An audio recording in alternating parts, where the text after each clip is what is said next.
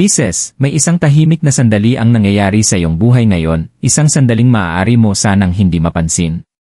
Hindi ito dumarating na may ingay o drama, kundi may damdaming hindi mo kayang baliwalain. Isang pakiramdam na may mahalagang bagay na unti-unting umaayon sa ilalim ng lahat. Sa mahabang panahon, ang pag-ibig at pera ay tila magkaibang laban, hinihila ka sa magkasalungat na direksyon. Nagbigay ka ng emosyon, kahit kapos ang iyong mga pinagkukunan.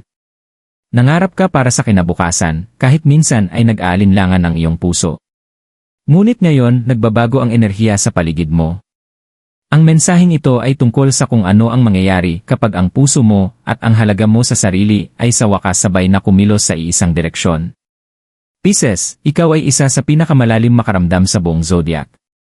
Hindi ka lang dumadaan sa buhay, nararamdaman mo ito, sinisipsip at dinadala sa iyong puso ang bawat emosyon.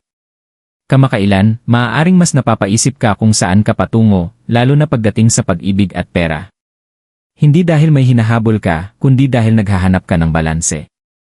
Natutunan mo na ang emosyonal na kasiyahan na walang seguridad ay parang may kulang, at ang tagumpay na walang koneksyon ay nakakaramdam ng kawalan. Ang mensaheng ito ay hindi tungkol sa biglaang himala o agarang pagbabago. Ito ay tungkol sa isang tahimik na pagkakaayon na nagsisimula sa loob mo, isang pagbabago sa kung paano mo pinahahalagahan ang sarili mo, ang oras mo, at ang enerhiyang ibinibigay mo. Habang unti-unting nagkakaisa ang mga panloob na bahaging ito, ang mundo sa labas ay nagsisimulang tumugon. Ang mensaheng ito ay para sa mga Pisces na nanatiling banayad sa isang mundong mapaghingi at ngayon ay handa nang tumanggap ng walang pagkakasala. Iyan itahimik na iyugto ng Pisces, nakaraang enerhiya.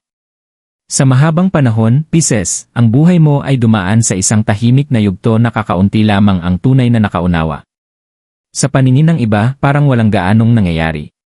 Ngunit sa loob mo, may tuloy-tuloy na galaw, mga isip, damdamin, tanong, at mga tahimik na pag-asang dumadaloy na parang alon na hindi nakikita.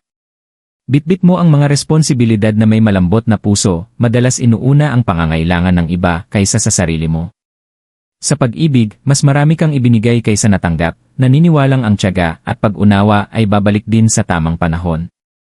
Sa usaping pera, sinubukan mong manatiling umaasa, kahit mabagal o hindi tiyak ang progreso. Hindi naging madali ang yugtong ito para sa'yo. May mga sandaling kinuwestiyon mo ang sarili mong halaga, iniisip kung ang pagiging mabait at intuitive ba ay kahinaan sa mundong nagbibigay gantimpala sa bilis at agresyon. Marahil ay napunit ka sa pagitan ng mga pangarap mo at ng praktikal na realidad, sa pagitan ng nais ng puso mo at ng hinihingi ng buhay. May mga pagkakataong parang hinihiling ng pag-ibig na isakripisyo mo ang seguridad, habang ang pera naman ay pinipilit kang pigilin ang emosyon mo. Mabigat ang pasaning iyon sa loob mo. Ngunit ang hindi mo noon namalayan, ang tahimik na panahong ito ang humuhubog sa iyo. Ang bawat pagkaantala ay nagturo ng pasensya. Ang bawat emosyonal na pagkadismaya ay naghigpit ng mga hangganan mo. Ang bawat paghinto sa pananalapi ay nagtulak sa iyo na mas lalong unawain kung ano ang tunay na kasaganaan para sa iyo. Natutunan mo na ang tunay na seguridad ay hindi lang binubuo ng mga numero, kundi ng paggalang sa sarili at linaw ng damdamin. May mga gabing gising ka pa, iniisip ang isang buhay kung saan ang pag-ibig ay hindi ka inuubos at ang pera ay hindi ka tinatakot, isang buhay kung saan maaaring magsama ang dalawa, walang guilt at walang takot. Kahit pakiramdam mo'y naliligaw ka, hindi ka kailanman tumigil sa pakikinig sa iyong intuition. At iyon ang pinakamahalaga. Dahil habang tila walang gumagalaw, may mahalagang nangyayari sa ilalim ng lahat. Ikaw ay naghahanda para sa isang pagbabago, hindi sa pamamagitan ng puwersa, kundi sa pamamagitan ng pag-unawa. Iyan ay paglik ng kapalaran. Ang pagbabago sa iyong buhay ay hindi dumating ng biglaan, Pisces. Walang malakas na anunsyo, walang dramatikong sandali na biglang nagbago ang lahat. Sa halip, nagsimula ito ng tahimik, halos hindi napapansin, parang unang alon sa payapang tubig. Sa una, maaaring inisip mo lang na isa itong panandaliang ideya o damdamin. Ngunit sa kaibuturan mo, may kakaibang pakiramdam. May mga maliliit na sandali ng linaw na pumalit sa dati kalituhan. Nagsimula mong questionin ang mga nakasanayang pattern na hindi na umaayon sa'yo. Ang mga lumang emosyonal na gawi, lalo na sa pag-ibig, ay naging mabigat sa halip na pamilyar. Napagtanto mo na ang palaging pagbibigay ng walang natatanggap ay hindi kabutihan, kundi pagpapabaya sa sarili. Kasabay nito, nagbago rin ang relasyon mo sa pera. Sa halip na takot o pagkabalisa, nauwi ito sa pag-usisa. Paano kung ang seguridad ay hindi nangangahulugang kailangan mong patigasin ang puso mo? Paano kung ang kasaganaan ay maaaring dumating nang hindi isinusuko kung sino ka? Ang puntong ito ng pagbabago ay nagsimula sa loob bago pa man ito makita sa labas. Mas naging mulat ka sa iyong intuition, at natutunan mo itong pagkatiwalaan hindi lamang sa emosyonal na usapin kundi pati sa mga praktikal na desisyon. Ang mga pagpiling dati na kalulunod ay mas naging malinaw. Hindi ka nagmadali pero hindi ka na rin nanatiling nakatigil. Unti-unti mong naramdaman na may karapatan kang magnasa ng higit nang walang paghingi ng paumanhin. Ang makapangyarihan sa sandaling ito ay hindi ito nagmula sa presyon kundi sa pag-unawa. Hindi ka pinilit magbago, pinili mong lumago. Sinimulan mong bitawan ang paniniwalang ang paghihirap ang tanging daan para magkaroon ng saysay ang buhay. Nagsimula kang maniwala na ang gaan ay maaari ring paghirapan at marapat ding matanggap. Maaaring hindi pa ito nakikita ng iba, ngunit tunay na tunay ito para sa iyo at sapat na yon. Dahil ang bawat makabuluhang pagbabago ay ganito nagsisimula, tahimik, personal, at nakaugat sa kamalayan sa sarili. Hindi ka na naghihintay na iligtas ka ng buhay. Inaayon mo na ang sarili mo rito. At habang ginagawa mo yon, ang enerhiya sa paligid ng pag-ibig at pera ay nagsisimulang tumugon sa paraang natural, sumusuporta, at matagal nang hinihintay. Yan enerhiya ng pag-ibig lihi nagigising. Habang unti-unting umaayon ang panloob na pagbabagong ito, Pisces, ang puso mo ang unang tumutugon. Ang pag-ibig, para sa iyo, ay hindi lang damdamin, isa itong wika, dalas, at paraan ng pagtingin sa mundo. Noon, maaaring nagmahal ka mula sa pananabik, umaasang sa pamamagitan ng mas pagbibigay ay makakamit mo ang seguridad. Ngunit ngayon may nagbago. Hindi ka na umaabot palabas para mapili. Nakatayo ka na sa sarili mong lugar at hinahayaan mong ang pag-ibig ang lumapit sa iyo kung nasaan ka. Ang yugtong ito ay nagdadala ng emosyonal na linaw. Nagsisimula mong makita ang kaibahan ng koneksyon at pagkakapit, ng empatya at pagsasakripisyo ng sarili. Ang mga lumang sugat sa damdamin, lalo na yaong may kinalaman sa pakiramdam na hindi ka pinahahalagahan o hindi ka nauunawaan, ay unti-unting lumalambot. Hindi dahil bigla silang nawawala, kundi dahil hindi mo na sinisisi ang sarili mo. Nauunawaan mo na hindi lahat ng pagtatapos ay pagkukulang mo, ang ilan ay hindi lang talaga nakaayon. Para sa ilang Pisces, maaaring ibalik ka ng enerhiyang ito sa isang tao mula sa nakaraan, hindi upang ulitin ang lumang kwento, kundi upang magdala ng pagtatapos o katotohanan. Para naman sa iba, nagbubukas ito ng pinto sa bagong koneksyon na mas kalmado kaysa magulo. Mas kaunti ang tensyon, pero mas may pakiramdam ng kaligtasan. Mas kaunti ang drama, ngunit mas malalim ang pag-unawa. Ang pag-ibig ay nagsisimulang maramdaman bilang isang pinagsasaluhang espasyo, hindi bilang pagsusulit na kailangan mong ipasa. Pinakamahalaga, nagbabago ang relasyon mo sa sarili mo. Humihinto ka na sa pagtatanong kung ikaw ba ay masyado o kulang. Sinisimulan mong igalang ang emosyonal mong pangangailangan ng walang guilt. Ang paggalang na ito sa sarili ay nagiging makapangakit. Iba na ang tugon ng mga tao sa iyo, hindi dahil binago mo kung sino ka, kundi dahil tumigil ka na sa pagpapaliit ng sarili mo. Ang enerhiya ng pag-ibig ngayon ay umaayon sa kapayapaan. Mas panatag ka sa mga desisyon mo, hindi na padalos-dalos, at mas nagtitiwala sa iyong intuition.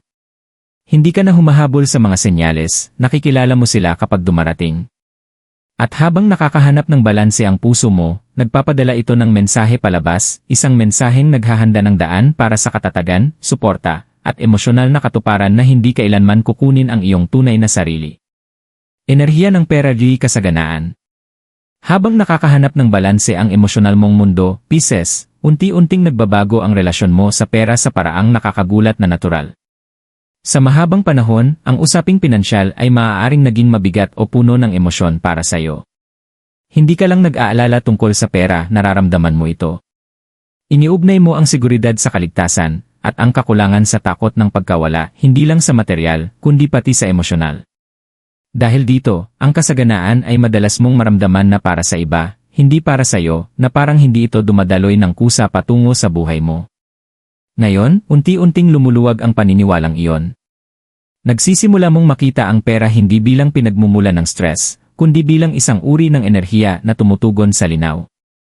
Sa halip na pilitin ang mga resulta, mas nagiging maingat at may layunin ka.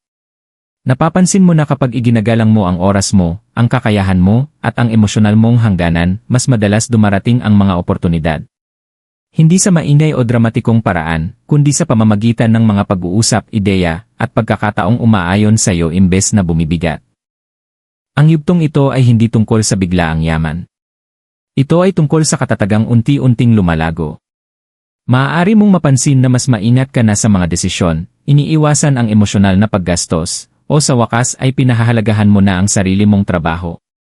May isang tahimik na kumpiyansa ang nabubuo sa loob mo, isang lakas na nagbibigay sa iyo ng kakayahang tumanggi sa mga bagay na umuubos sa iyo at tumanggap ng mga bagay na sumusuporta sa paglago mo. At ang pagbabagong iyon pa lamang ay malaki na ang binabago. Ang makapangyarihan dito ay kung paano ginagabayan ng intuition mo ang mga desisyong pinansyal. Nararamdaman mo kung kailan maghihintay at kung kailan kikilos. Pinagkakatiwalaan mo ang tamang timing sa halip na mataranta. Dahil dito, ang pera ay nagsisimulang gumalaw kasabay mo, hindi laban sa iyo. Hindi mo na hinahabol ang seguridad, nililikha mo na ito sa pamamagitan ng pagkakaayon. Habang lumalakas ang enerhiya ng kasaganaan, sinusuportahan din nito ang emosyonal mong mundo. Ang gaan sa pananalapi ay nagdadala ng kapayapaan sa puso mo, hindi dahil dito nasusukat ang halaga mo, kundi dahil pinapayagan ka nitong mabuhay ng walang palaging pag-aalala. Ito ang simula ng isang mas malusog at mas magalang na relasyon sa pera, isang relasyong nagbibigay-pugay sa iyong pagiging sensitibo at sa iyong lakas. At habang nabubuo ang balanse na ito, may mas malalim pang bagay na naghahanda ng magbukas. Kapag nagtagpo yan pag-ibig pera, pangunahing mensahe. Darating ang sandali, Pisces, na ang dalawang landas na dati mong akala'y magkahihiwalay ay magsisimulang magtagpo. Ang pag-ibig at pera, emosyon at seguridad ay hindi na huhila sa iyo sa magkasalungat na direksyon. Sa halip, magsisimula na silang magsuportahan sa isa't isa. Hindi ito nagkataon lamang. Ito ay bunga ng panloob na gawaing tahimik mong pinagdaanan.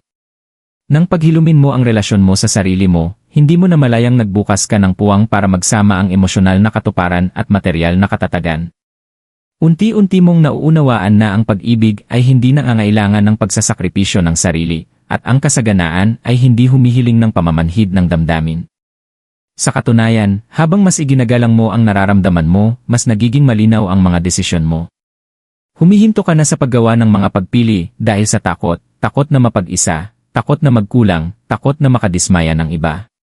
At sa pagbitiw na yon, may makapangyarihang nangyayari. Nagiging buo ang enerhiya mo. Matatag. Maaasahan para sa sarili mo at sa mundong ginagalawan mo. Ang pagkakaayong ito ay lumilitaw sa mga banayad na paraan. Maaaring mapansin mo na ang mga taong nakakaugnayan mo ngayon ay sumusuporta sa mga layunin mo sa halip na umubos ng lakas at yaman mo. Mas balanse ang mga usapan. Mas patas ang pagbibigay ng effort. Ang mga oportunidad sa pera ay hindi nakasama ang emosyonal na kaguluhan. May daloy na ngayon kung saan ang ibinibigay mo at ang natatanggap mo ay sa wakas nagiging pantay. Ang dahilan kung bakit espesyal ang yugtong ito ay dahil pamatagalan ito. Hindi ito panandali ang saya o mabilis na tagumpay. Isa itong matibay na pundasyon. Bumubuo ka ng buhay kung saan ang puso mo at ang mga pinahahalagahan mo ay kasama sa bawat desisyon. Dahil dito, ang tagumpay ay hindi na pakiramdam na hungkag at ang pag-ibig ay hindi na nakakatakot. Dito tunay na umuusbong ang Pisces, kapag ang intuition ang gumagabay sa kilos, kapag ang malasakit ay may kasamang hangganan, at kapag ang mga pangarap ay nakaugat sa paniniwala sa sarili. Ang pag-ibig at pera ay nagtatagpo hindi upang subukin ka, kundi upang suportahan ang buhay na tahimik at may kumpiyansa mong binubuo. Payo iligabay para Dag Pisces. Habang nagpapatuloy ka sa iyong paglalakbay, Pisces, ang pinakamahalagang gabay ay ang patuloy na pagtitiwala sa tahimik na tinig sa loob mo. Hindi mo kailangang magmadali sa yugtong ito o patunayan ang kahit ano kanino man. Ang lakas mo ngayon ay nasa kamalayan mo. Kapag ang isang bagay ay umaayon sa iyo, mararamdaman mo ang kapanatagan, hindi pagmamadali. Hayaan mong iyon ang maging senyales mo. Hindi ka na nilalayong maghirap para sa mga bagay na nakalaan talagang manatili. Ingatan mo ang emosyonal mong enerhiya tulad ng pag-iingat mo sa oras mo. Hindi lahat ng hiling ay dapat may akses sa puso mo, at hindi lahat ng oportunidad ay nangangailangan ng agarang. Ang paghinto bago tumugon ay hindi pag-aalinlangan, ito ay karunungan. Lalo itong mahalaga kapag nagtatagpo ang pag-ibig at pera, dahil ang linaw ang pumipigil sa pagsisisi. Manatili kang nakaugat sa mga pinahahalagahan mo, hindi sa inaasahan ng iba sayo. Ang paghahambing ay magpapalabo lamang ng intuition mo. Ang paglalakbay mo ay umuusbong sa eksaktong bilis na kailangan mo, kahit hindi ito tumutugma sa takbo ng iba.